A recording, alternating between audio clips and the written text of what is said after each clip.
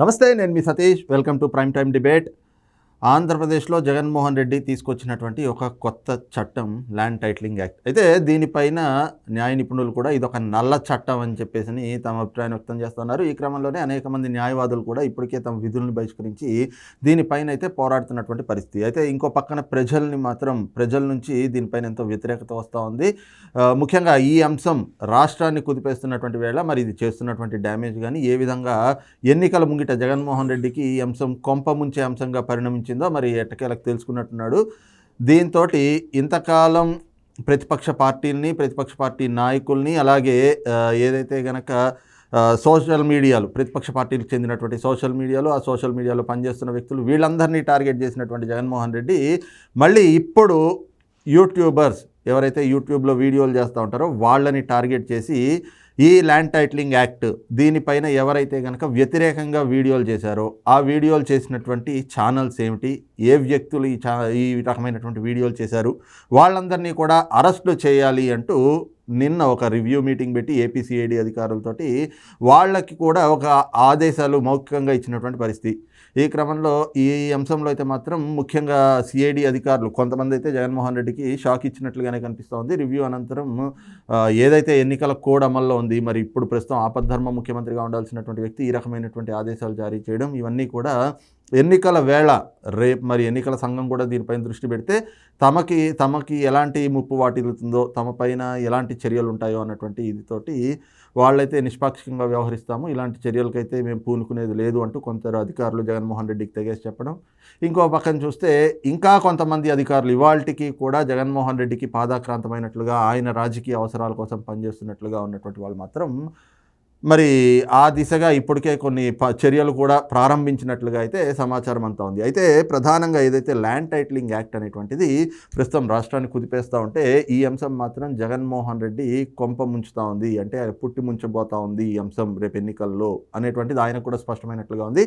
అందుకే ఇలాంటి ఆదేశాలు ఇచ్చినట్లుగా కూడా అయితే స్పష్టంగా కనిపిస్తూ ఉంది. మరి ఒకవైపున ఈ ల్యాండ్ టైటిలింగ్ యాక్ట్ కానీ, రెండోది ఎన్నికల ముంగిట సిఐడికి అధికారులకి ఆదేశాలు జారీ చేయడం లేదా పోలీసులు వ్యవహరిస్తున్నటువంటి తీరు, ఇవే అంశాలపైన మనం ఈరోజు డిబేట్లో చర్చించబోతా ఉన్నాం. డిబేట్లో పాల్గొంటూ ఉన్నారు సీనియర్ జర్నలిస్ట్ సత్యమూర్తి గారు, అలాగే సీనియర్ జర్నలిస్ట్ దుర్గా కుమార్ గారు. సార్ నమస్తే.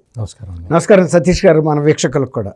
సార్, ముఖ్యంగా ఏదైతే ఈ ల్యాండ్ టైటిలింగ్ యాక్ట్ అనేటువంటి ఒక చట్టాన్ని తేవడం, దీన్ని అందరూ కూడా ఒక నల్ల చట్టం అని చెప్తా ఉన్నా కూడా తీసుకొచ్చి వందల సంవత్సరాల నుంచి ఏవైతే కనుక మరుగున పడిపోయినటువంటి ఆస్తులు ఉన్నాయో వాటిని రక్షించడానికి, ప్రజల ఆస్తులకి రక్షణ కల్పించడానికి ఈ చట్టం తెచ్చామని జగన్మోహన్ రెడ్డి చెప్తాడు. ఇంకో పక్కన మంత్రి ధర్మాన ప్రసాదరావు ఏమో అసలు మేము ఈ చట్టం ఇంకా అమల్లోకి తేలేదని చెప్పేసి చెప్తా ఉంటారు. మరోవైపున చూస్తే అజయ్ కల్లం రెడ్డి లాంటి వ్యక్తులు, ప్రభుత్వ సలహాదారులుగా ఉన్నటువంటి వాళ్ళంతా వచ్చి అసలు ఈ చట్టం గురించి ఏం తెలుసు అని చెప్పి మీరు మాట్లాడుతున్నారు అంటూ ప్రజల్ని ప్రశ్నిస్తూ ఉంటారు. అసలు ఓవరాల్గా ఏం అర్థం చేసుకోవచ్చు ఈ రకమైనటువంటి కామెంట్స్ పాస్ చేయడం మీద?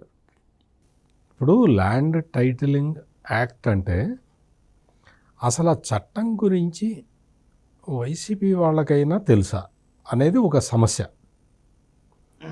ఎందుకు అంటే రెవెన్యూ మంత్రి ఏమో చట్టం తేలేదంటాడు. మరి రెవెన్యూ మంత్రి వాళ్ళ అన్నయ్య ఒక ఆయన ఉన్నాడు, కృష్ణదాస్ అని, అప్పుడు ఆయన రెవెన్యూ మంత్రి. ఆ కృష్ణదాసు అసెంబ్లీలో దీన్ని ప్రవేశపెట్టి అసలు ఈ చట్టాన్ని భారతదేశం మొత్తంలో కల్లా మేమే తెస్తున్నాం ఫస్ట్, అసలు జగనన్న గ్రేటు, జగనన్న తోపు అని చెప్పాడు. ఈ ల్యాండ్ టైటిలింగ్ యాక్ట్ని మొత్తం రాష్ట్రంలో ఉన్న భూములన్నీ క్రమబద్ధీకరించడానికి మేము తీసుకొస్తున్నాం అని చెప్పి ఆయన చాలా గర్వంగా చెప్పాడు. మరి ఆయన తమ్ముడు ప్రస్తుతం రెవెన్యూ మంత్రిగా ఉన్న ధర్మాన ప్రసాదరావు మరి ఎందుకు ఖండిస్తున్నాడో నాకైతే అర్థం కావట్లేదు. మరి వాళ్ళ అన్ననే ఇంటి పక్కనే ఉంటాడు కదా, వాళ్ళ అన్నని అడిగితే చెప్తాడు, అరే తమ్ముడు నేనే రా ఇది పెట్టింది అసెంబ్లీలో, నా పరువు ధీమాక అని వాళ్ళ అన్న అని ఉండేవాడేమో. మరి అన్నని అడగకుండా ఆయన వచ్చేసి చట్టమే లేదు అంటాడు ఈయన. మీరు చెప్పినట్టు అజయ్ కల్లం రెడ్డి వచ్చి లేదు చాలా సూపర్ చట్టం ఇది అంటాడు. ఇంకొకటి వచ్చి ఇంకోటి అంటాడు. ఈ మొత్తం ఏంటంటే అసలు ఎవడు తెమ్మన్నాడు దీన్ని, చట్టాన్ని చట్టం తీసుకొచ్చిన వాళ్ళు దాన్ని ఏం చేయాలి అంటే ప్రజలకు అర్థమయ్యేలాగా చెప్పగలగాలి. ప్రజలకి అర్థమయ్యేలాగా చెప్పగలిగే తెలివితేటలు లేనివాడు చట్టం తేకూడదు. ఈ రెండూ లేకుండా వచ్చేసి మా మీద అందరూ బురద చల్లుతున్నారు, పెద్ద విశ్లేషణలు చేస్తున్నారు, యూట్యూబ్ ఛానల్స్లో కూర్చొని వాళ్ళందరి మీద పోలీసులు కేసు పెట్టండి. ఇదేం గోల? నువ్వు చట్టం తెచ్చావా, తేలేదా, అమలు జరుగుతున్నదా, జరగట్లేదా? ప్రయోగాత్మకంగా 16 జిల్లాల్లో పెడతానన్నావు కదా, మరి అది కూడా తప్పేనా? ప్రయోగాత్మకంగా పెట్టట్లేదా? నువ్వు ఏం చేస్తున్నావు? అసలు నీకు పరిపాలన అంటే ఏంటో తెలుసా? 16 జిల్లాల్లో ఇది పెడుతున్నాము, ఈ ప్రక్రియ పెడుతున్నాము. ఇంకా ల్యాండ్ టైటిలింగ్ యాక్ట్ అమలు ఈ అంతా తీసుకుని వీళ్ళు నోడల్ ఆఫీసర్లు. ఆడెవడో ఆ నోడల్ ఆఫీసర్ దగ్గరికి వెళ్ళి, సార్ మా తాతయ్య స్థలాన్ని మా నాన్నకి ఇచ్చాడు, మా నాన్న నాకు ఇచ్చాడు సార్, మీరు దయతలిచి అనుమతిస్తే ఆ భూమి నా పేరు మీద రాయించుకుంటాను అని వీళ్ళు అడగాలట. ఇదిట రికార్డులని క్రమబద్ధీకరించడం ఇదిట.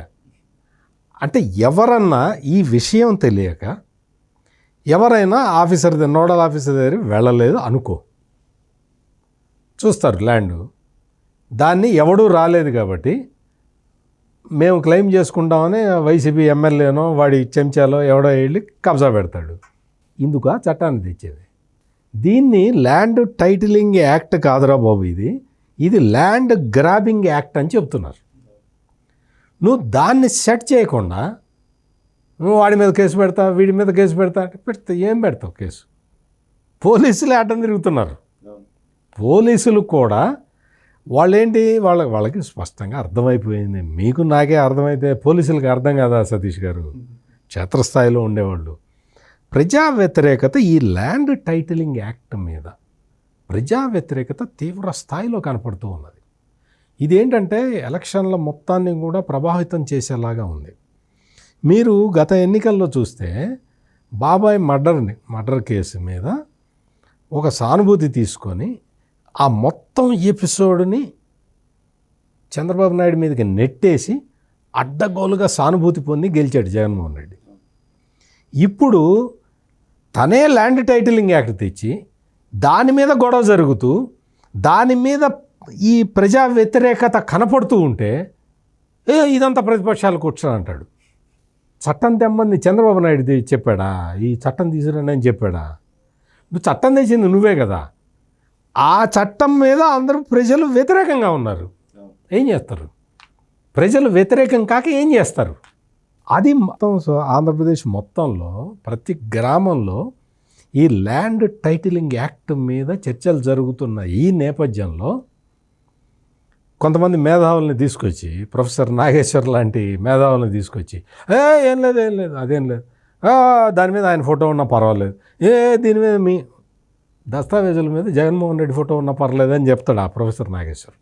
పాస్ పుస్తకం మీద జగన్మోహన్ రెడ్డి ఫోటో ఉంటే ఏందండి, ఏం నష్టం అండి అని అడుగుతాడు మేధావి.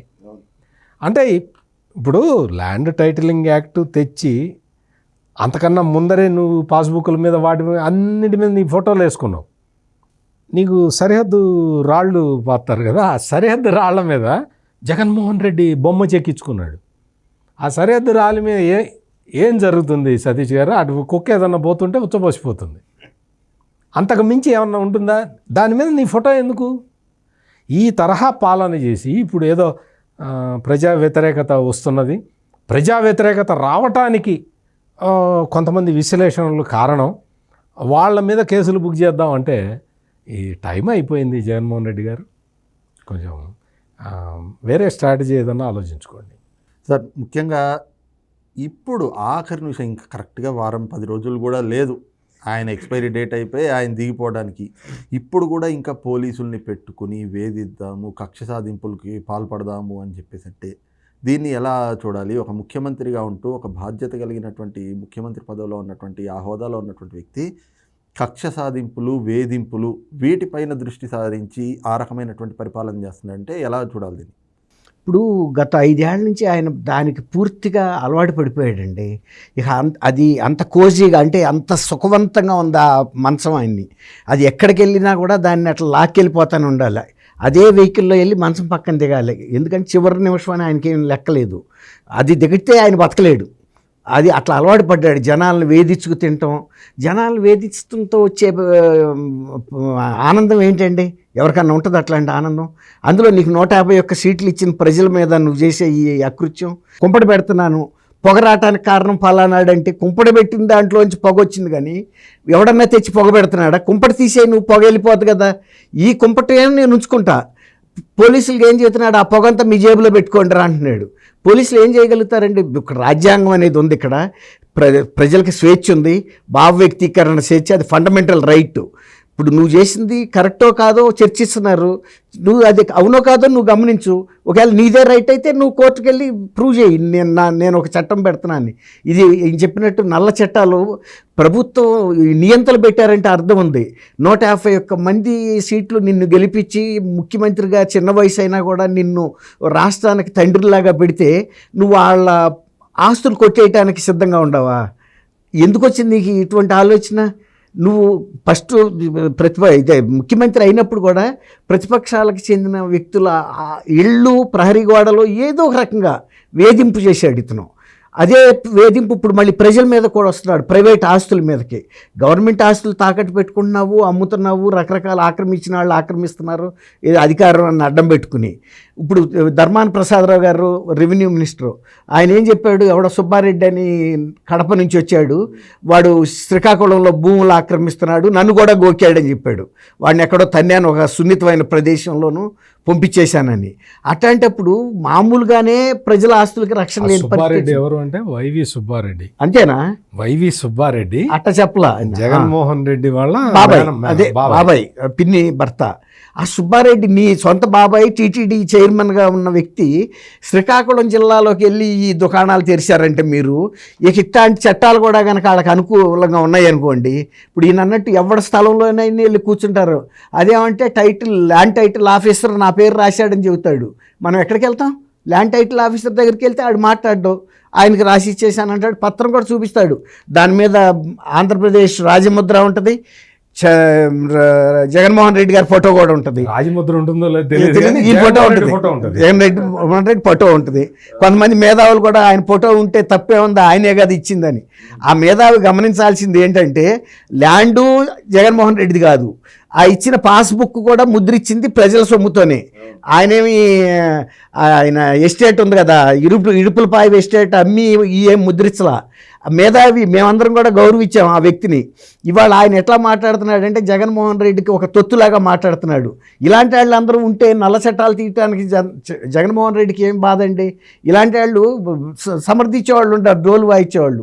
నిన్న ఆయన ఇంటెలిజెన్స్ పోలీసులు పిలిచి కేసులు బుక్ చేయండి అంటే మొన్న సస్పెండ్ కూడా అయ్యాడు కదా ఒక ఆయన, ఐజీ సస్పెండ్ అయ్యాడు, అనేక మంది ఐపీఎస్లు అయ్యారు, పోలీస్ కమిషనర్ క్రాంతి రాణా టాటా. నువ్వు చెప్పినట్టు ఏదో దాని పేరు ఏం రాయండి, అది గులకరాయి స్కీమ్లో సహకరించినందుకు ఆయన ఖర్చు అయిపోయాడు. ఈ రకంగా ఇంతమంది అయిన తర్వాత మళ్ళీ ఇప్పుడు కూడా వెళ్ళి వీళ్ళ మీద కేసులు పెట్టమంటున్నావు. సరే పెడతారు, ఏది యూట్యూబర్స్ మీద కేసులు పెట్టి తీసుకొస్తారు, లోనేస్తావు. ప్రజలు నీకు ఓటేయాలి కదా. ప్రజలకి ఆస్తులు పోతున్నాయి యూట్యూబర్సే కాదు, జనాలై. వాళ్ళు ఎవరికి కూడా నీలాగా ఇంత డాక్యుమెంటేషను ఈ వ్యవహారాలన్నీ తెలవు. ఇప్పుడు నీకంటే ఒక ఆడిటర్ ఉన్నాడు, ఎన్నో కేసులు ఉన్నా కూడా ఇవాళకి 12 ఏళ్ళ నుంచి నీ శక్తి మీద లాక్కు రాగలిగావు. ఒక మామూలు ఆడు కనుక ఒక సెంటు భూమి కనుక గవర్నమెంట్లో లిటిగేషన్లో పడి ఆ ల్యాండ్ టైటిలింగ్ ఆఫీసర్ బారిని పడ్డాడు అనుకోండి, ఆడు ఆ కలెక్టర్ ఆఫీస్ దగ్గర ఎండ్రిని తాగటం తప్ప వేరే పరిష్కారం లేదు. మనం కూడా చూసాం అనేకం. ఇప్పటికే ఇంత వివాదాలు ఉండగా కనీసం ఏదో సమాజం అట్ట బతుకుతుందని ఊరుకోకుండా మన వైఎస్ఆర్సీపీ కార్యకర్తలు, నాయకులు భూములు ఆక్రమించుకోవటానికి పనికొచ్చే చట్టం అని దాన్ని తీసుకొచ్చి నువ్వు అమలు చేయడానికి ప్రయత్నిస్తా. ఇంకా ఎవరినో ఇంటెలిజెన్స్ వాళ్ళని పట్టుకుని మీరు కేసులు బుక్ చేయమన్నారు. అందులో కూడా ఈయనకి అనుయాయులు కొందరు ఉన్నారండి, ఏదో రకరకాల సామాజిక వర్గం కానీ ఇంకొక విషయంలో ఈయనతో ఏకీభవించేవాళ్ళు. వాళ్ళు అటువంటి ప్రయత్నాలు ఏమన్నా అనుకూలంగా ఉంటాయా అని కూడా ఎత్తుతున్నారంట. ఎతికితే ఏమవుతుందండి? వాళ్ళు రాష్ట్ర ఎన్నికల సంఘం వాళ్ళ దృష్టిలో పడతారు.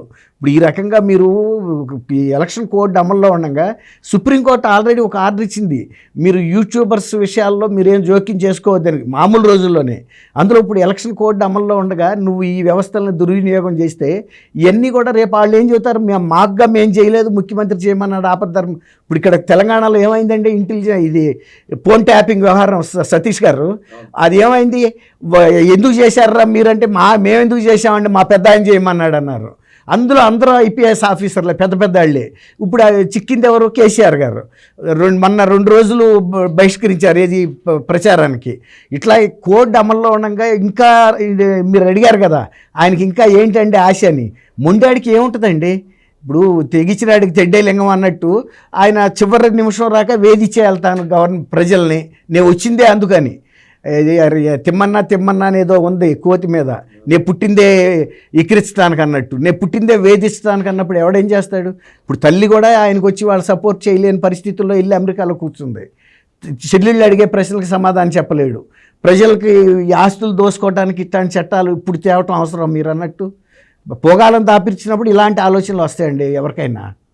సార్, ముఖ్యంగా ఎన్నికల ముందు అంటే కోడ్ అమల్లో ఉన్నప్పుడు ఇంకా పోలీసులు ఇవాళకి ఆయనకి పాదాక్రాంతమైనట్లుగా ఆయన రాజకీయ అవసరాల కోసం పనిచేయడం, అట్ ద సేమ్ టైం నిన్న ఏదైతే రివ్యూ మీటింగ్ పెట్టారో అసలు అక్కడ సిఐడి పోలీసులు కొంతమంది అయితే అధికారులు మేము ఈ విధంగా వ్యవహరించామని చెప్పడం ఒక షాక్గా చూస్తే, ఇంకో పక్కన ఇంకా ఇవాళకి కూడా మార్పు రానటువంటి అధికారులు ఉన్నారు అంటే వాళ్ళని ఎలా అర్థం చేసుకోవాలి, ఎలా చూడాలి?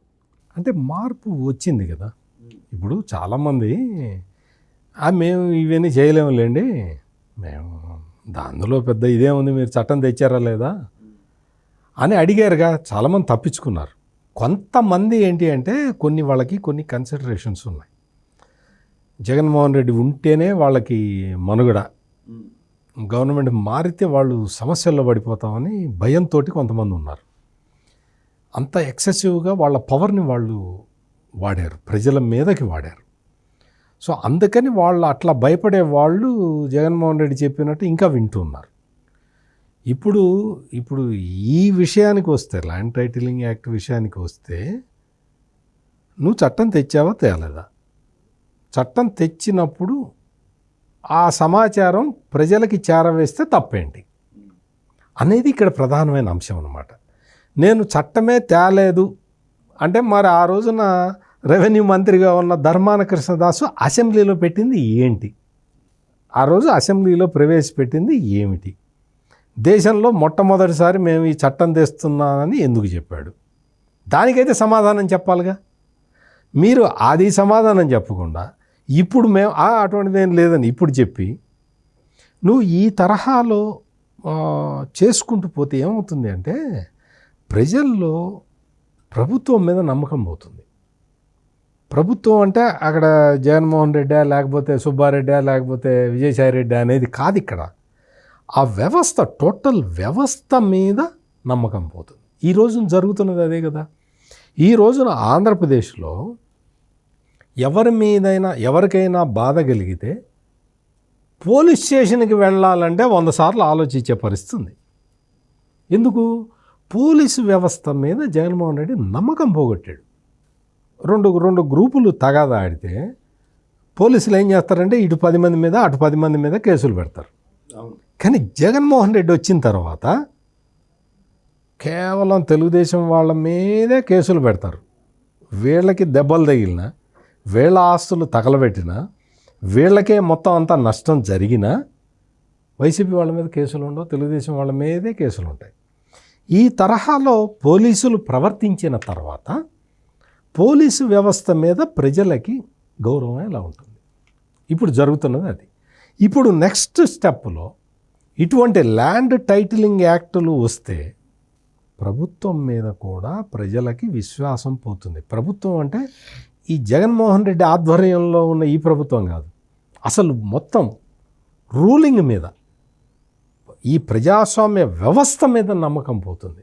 అందుకోసమన్నా జగన్మోహన్ రెడ్డి ఇటువంటి చర్యలు మానుకొని కనీసం ఇప్పటికైనా, ఇంకా మీరు చెప్పినట్టు ఎక్స్పైరీ డేట్ కూడా దగ్గరలోనే ఉంది కాబట్టి మరి జనరల్గా అవసాన దశలో ఉన్నవాళ్ళు నేను ఈ తప్పు చేశాను, నేను ఈ తప్పు చేయకుండా ఉండాల్సింది, నేను మా బావమరిదికి అన్యాయం చేశాను, చేయకుండా ఉండాల్సింది, నేను మా అమ్మని ఇంట్లోంచి వెళ్ళగొట్టాను, చేయకుండా ఉండాల్సింది అని ఆత్మపరిశీలన చేసుకుంటూ మాట్లాడుతూ ఉంటారు, పలవరిస్తూ ఉంటారు. కనీసం అటువంటి పలవరింతలు కూడా చేయకుండా ఈ ఎక్స్పైరీ డేట్ అయిన సమయంలో ఇంకా నేను లే ఇట చేస్తా అట చేస్తా, మొత్తం డాక్యుమెంట్ల మీద నా ఫోటోనే ఉండాలి. ఓపీ చిట్టి ఇస్తారు కదా సతీష్ గారు గవర్నమెంట్ హాస్పిటల్లో, ఓపీ చిట్టి మీద కూడా జగన్మోహన్ రెడ్డి ఫోటో వేసుకున్నాడు. ఓపీ చిట్టి మీద అది ఆ ఓపీ చిట్టి ఎందుకు పనికి వస్తుందండి? అది తీసి మళ్ళీ ఆడ చించి అవబడేసి వస్తారు కదా, దాని మీద కూడా జగన్మోహన్ రెడ్డి కోడిగుడ్డు మీద వేసినప్పుడు కోడిగుడ్డు పెంకు ఒడుచుకోకుండా ఎవడు తిండ కదండి, అదేమన్నా సీల్ అట్ట పెట్టి ఉంటుంది. అట్లా ఇక ప్రతి దాని మీద ప్రచార కండుతున్నాళ్ళకి అట్టాగే ఉంటుంది. రైట్ సార్, అయితే మీరు చెప్పండి, ముఖ్యంగా ఏదైతే కేంద్ర ఎన్నికల సంఘం అంటే ఇప్పుడు కోడ్ అమల్లో ఉన్నటువంటి సమయంలో పోలీసులతోటి రివ్యూ మీటింగులు పెట్టచ్చు, ఎందుకంటే ఆపద్ధర్మ ముఖ్యమంత్రిగా ఉన్నా కూడా శాంతి భద్రతలు వీటిపైన ఆయన రివ్యూలు పెట్టడం అనేటువంటిది తప్పు కాదు. కానీ ఈ రకంగా ఇటువంటి అంటే ఆయన రాజకీయ ప్రయోజనాల కోసం ఈ రోజున అధికారులని ఆయన ఈ రకంగా వాడడం, వీటిపైన మరి కేంద్ర ఎన్నికల సంఘం కానీ రాష్ట్ర ఎన్నికల సంఘం కానీ దృష్టి సారించాల్సినటువంటి అవసరం అయితే కనిపిస్తూ ఉంది. కానీ ఇప్పటి వరకు కూడా దీనిపైన ఏ రకమైనటువంటి ఒక ప్రకటన కానీ ఏ రకమైనటువంటి ఇది చూడలేదు. మరి ఇలాంటి తరుణంలో ఇప్పటికే మనం చూస్తూ ఉన్నాం, రాష్ట్ర డీజీపీ కానీ చీఫ్ సెక్రటరీ కానీ వీళ్ళని కూడా బదిలీ చేస్తారు అంటూ పెద్ద ఎత్తున ప్రచారాలు జరిగినాయి. అందులో కూడా ఎక్కడ ఏం చర్యలు కనిపించట్లా. మరి ఎన్నికల సంఘం పాత్ర కానీ వాళ్ళు వ్యవహరిస్తున్నటువంటి తీరుని కానీ ఎలా అర్థం చేసుకోవాలి? మంచి ప్రశ్న అడిగారు మన సతీష్ గారు. ఇప్పుడు జగన్మోహన్ రెడ్డి అనే ఒక వ్యక్తి, కేంద్ర ఎన్నికల సంఘం అనేది ఒక వ్యవస్థ, అక్కడ బాగా పరిపక్వత కలిగిన పరిపాలనా దక్షులు, ప్రభుత్వానికి బాధ్యత పడిన వ్యక్తులు ఆ వ్యవస్థ నడుపుతున్నప్పుడు ఈయన తప్పులు చేయడానికి తొందరపడవచ్చు, కానీ వాళ్ళు అంత తొందరపడటానికి వీల్లేదు.